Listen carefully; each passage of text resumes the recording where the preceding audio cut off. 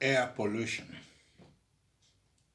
kills more than smoking. Air pollution kills more than 780,000 people in Africa on a yearly basis.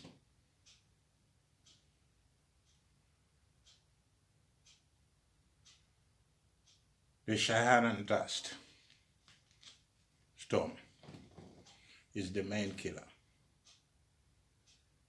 We seem not to pay much attention to the extent of air pollution across the continent.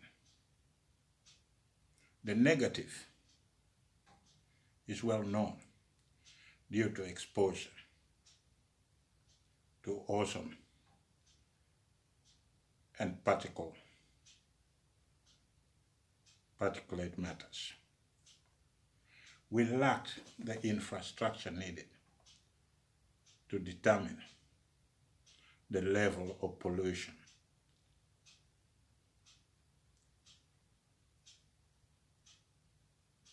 We are exposed to and how it affects our public health. We suffer setback from lack of continuous air quality monitoring and how to maintain easily accessible data on health indicators, with the exception of countries such as South Africa.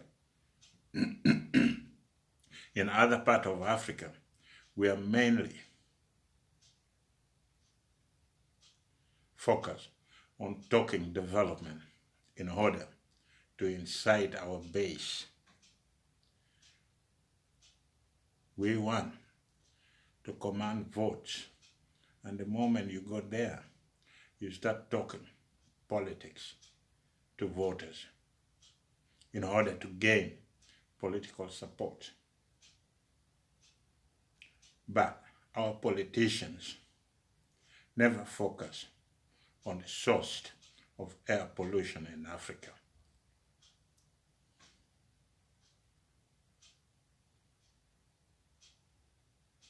We have the polluters such as cars and factories, fire burning of forest,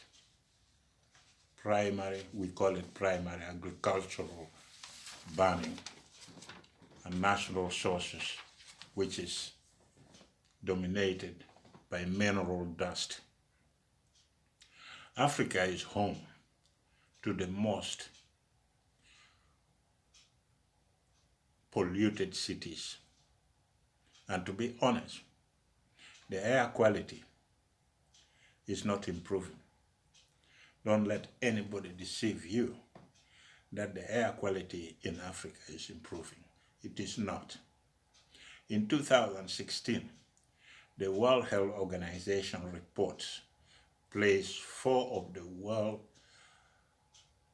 worst ranked cities for air quality in Africa. Nigeria often dominates the air in some of the continent in Africa because of oil producing hubs, especially in southern Nigeria. But looking at Kenya, Uganda, and southern Sudan with oil hubs in preparation, we are going to join Nigeria if air pollution is not taken seriously. We all know that oil company anywhere around the world are interested in making profit. Without profit, they will not come to invest in the oil hub But the only problem is that most of these people, most of those investors, most of those people we consider serious people, they only come to make profit. They don't think of air pollution and the risk to human health. We all know without adequate monitoring of air quality,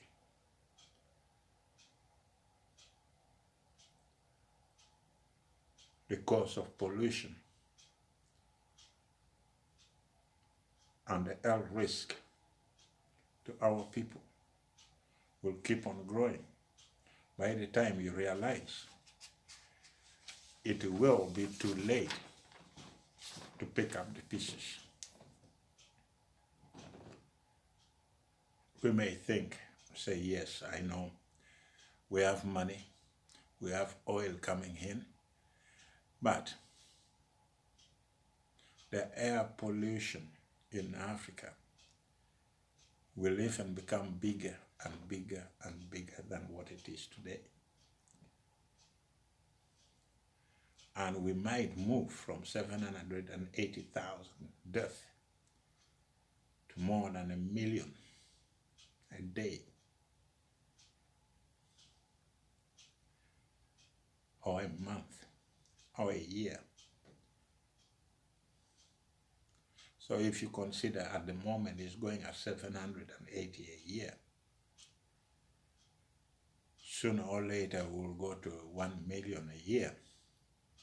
And then before you realize,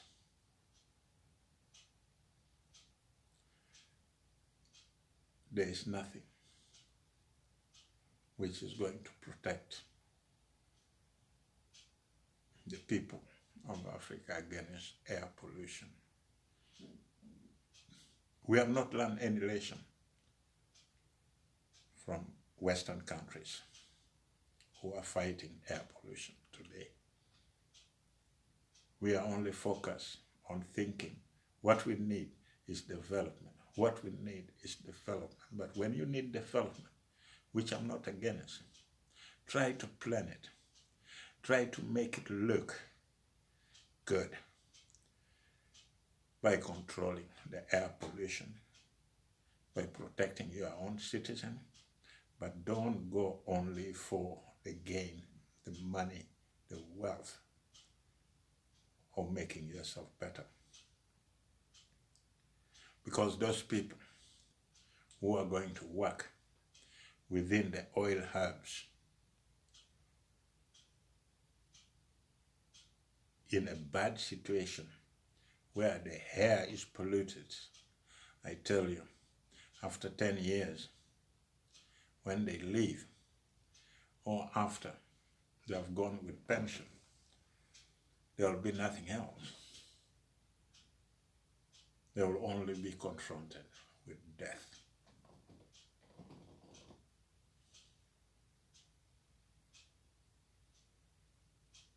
We all know very well that exposure to smoke from cars, motorcycle, industries reduces lifespan by up to 3 years. It can cause millions of deaths every year. And we all know that air pollution annually kills our people more than tobacco smoking, according to researchers globally. Excess mortality due to air pollution is estimated at 8.8 million per year, reducing lifespan expectancy to 3 years. So it reduces your life expectancy to 3 years. A study published in the Journal of cardiovascular science indicates that air pollution from motor vehicles, fuel burning, and industry, including smoke from bush burning and industry, are the worst killer today. A study conducted from the university in Germany, England, Saudi Arabia indicate that the effect of exposure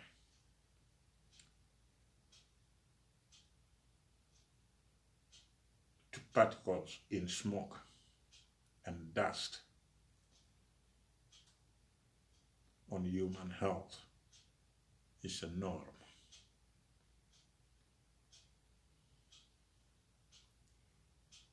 We may be crying for development. We may be talking development. I'm not against development. Let me be honest. I'm not against development. I want development to come to our people. I want development to improve the life of our people, but not kill them. So when you're a politician, when you're talking about bringing development to the people through investors, then you have to choose your investors properly. You have to vet them, and you have to talk with them that, listen, I want you to bring development for my people. But before we come into agreement, let's make arrangement and solve the problem of air pollution, or include it into your plan as an investor. That when you put a factory there, I want to know that the air pollution is controlled. That whatever you do, it should not become a health risk to our people. We all understand any development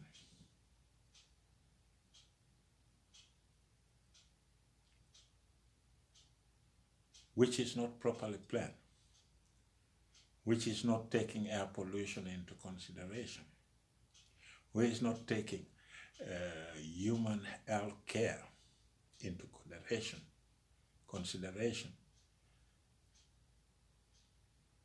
it turns into a disaster. And that disaster can be greater than what we may reap in 10 years or 20 years to come after we have already invested in those factories or oil hubs or cars that are being driven around the country. It is easy to say, well, let them invest. We are going to tackle the air pollution later. That would be a great mistake. The scientists assessed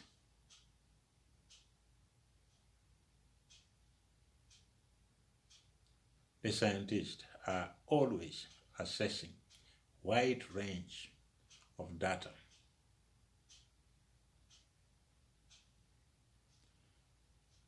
from public health studies, and they did it in 16 countries, including Uganda, that helped them reach the conclusion that it is time for the government to shift its policy from beating drums of development, from only beating drums of development. We want development, we want development. It It has to go back to a proper planning and embark on preventing long-term disaster and impact of air pollution on public health. We may not think about it today. We may not want to talk about it today because we say, well, Africa must first develop and then we can see, and then we can talk about air pollution later. That is a big mistake policymakers are making.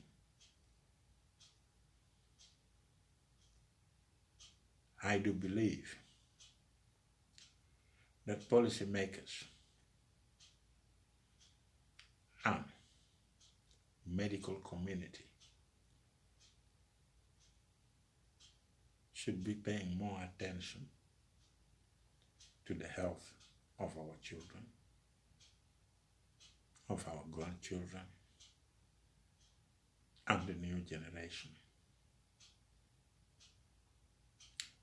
When you read different research,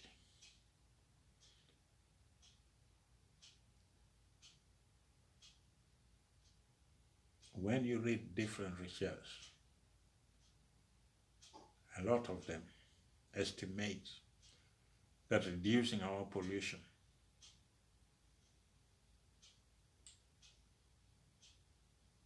by removing fossil fuel, the average life expectancy worldwide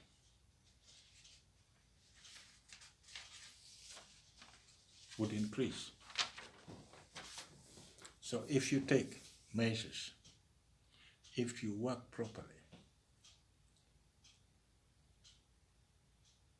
within that development process, that you're fighting different wars. You're fighting the war on pollution, you're fighting the war on human health, you're fighting the war on development. If you work it properly, then you can achieve, or you can increase the life expectancy of everybody, including you.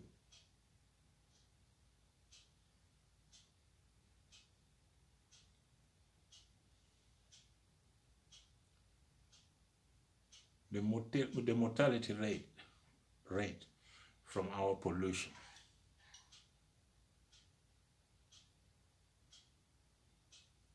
is related to sickness in Uganda between 2012 to 2016, doubled from 70 to 155 deaths.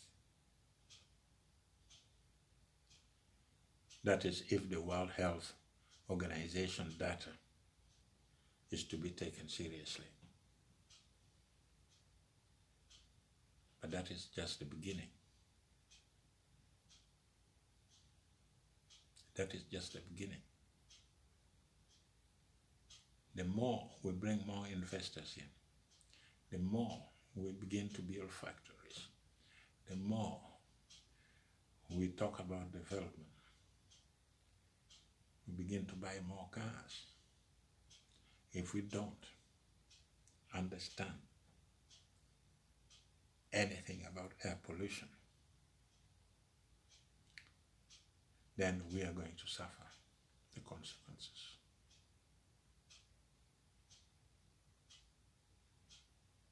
According to Dr. Bruce Kirenga, the director of Makerere University, Lung Institute, said that a study conducted in Kampala and Jinja confirmed that pollution is a serious problem in Uganda. Tiny particles that are found in dust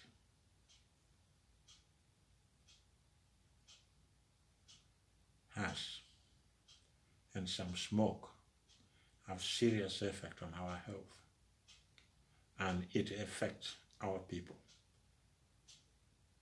if they inhale them.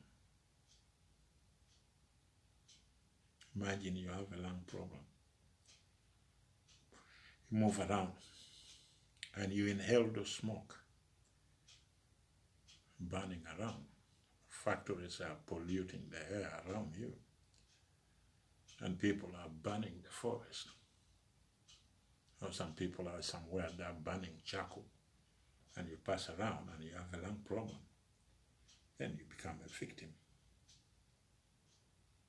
That is a victim of circumstances.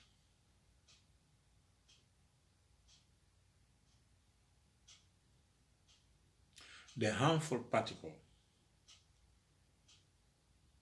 do harm the body through the lungs. With pollution, it's likely that more children will experience asthmatic attack.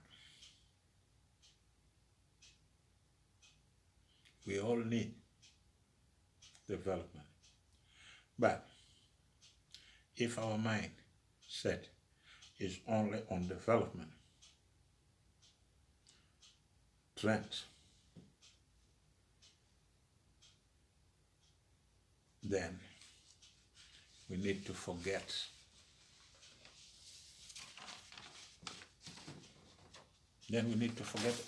L issues. Forget it. You just forget L issues if you only want development.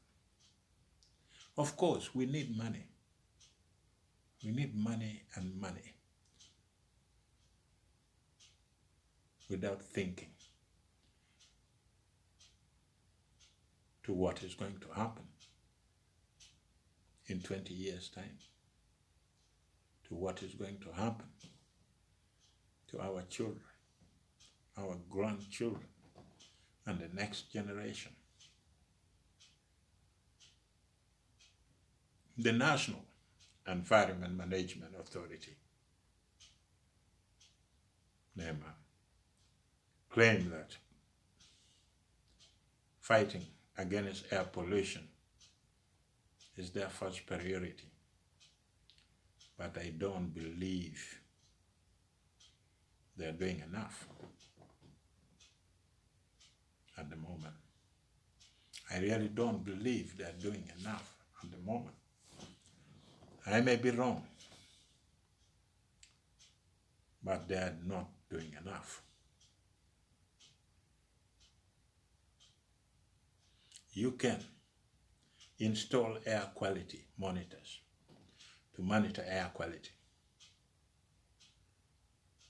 That is not bad. But what we need is grassroots education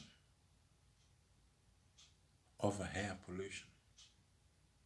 We all know that the government and those investors polluting the air should pay more tax to clear up their mess if we want to profit from that development, if we wanted to profit our people. We need transparency.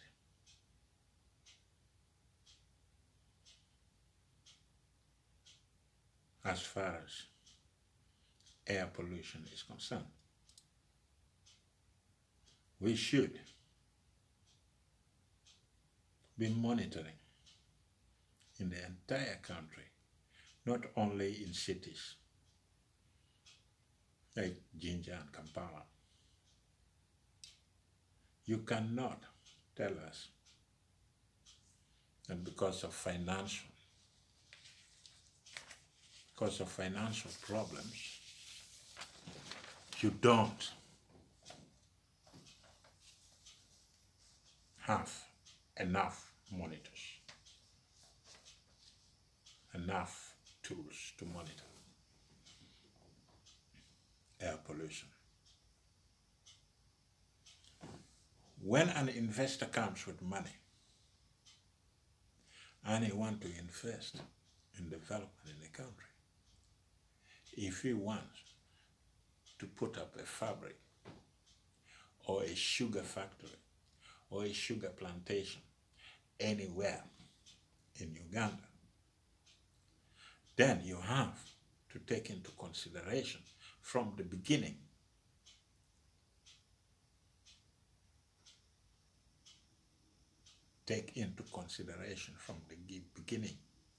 the risk of air pollution to the people around that factory, around that development programs. If you work it properly with those investors and you ask them, say, listen, before you start doing that, let me be clear. Let's put down in your budget, show us how much are you going to reserve for cleaning up any air pollution which is going to be a health risk to our people aside, so that the moment when you start your business and we start seeing that the air is being polluted,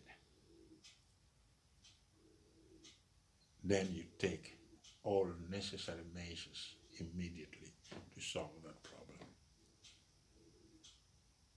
But we are not doing that.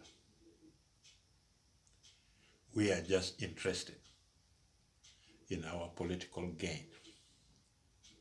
Said, I brought business, and this business is going to employ our people, and those people will be earning money, having a living. But ask yourself, what is going to happen in 10 years when you are no longer working for that company and you have a problem with your lungs, you have the problem with your health system, and those problems came from that factory or that sugar factory you're building, or that ethanol factory you're building. So let's think about air pollution and how much it is going to be a disaster for our people. And if you combine the air pollution with smoking, with burning of forest, with burning of charcoal, so it means the health risk will be even more than what we began for in that development process. It will be more than what we began for in that process. Is it worth? And please, don't get me wrong. I'm not against development. What I'm trying to say here is, if you want development, and if you want to take risk, then make sure that you plan it properly, that there's money to solve certain problems that affect health care, that affect the people's health. You take precaution how you want to handle it and how you want to solve it. Because if you try to save these people's life from air pollution, you are offering a very worthy support to people like me and you who might die young due to air pollution, due to smoke. So let's think twice that we may love development, but development should not come under all cost. Development should not come with the cost that can create a health problem for our people. Thank you for listening. Don't forget to subscribe. I will be back.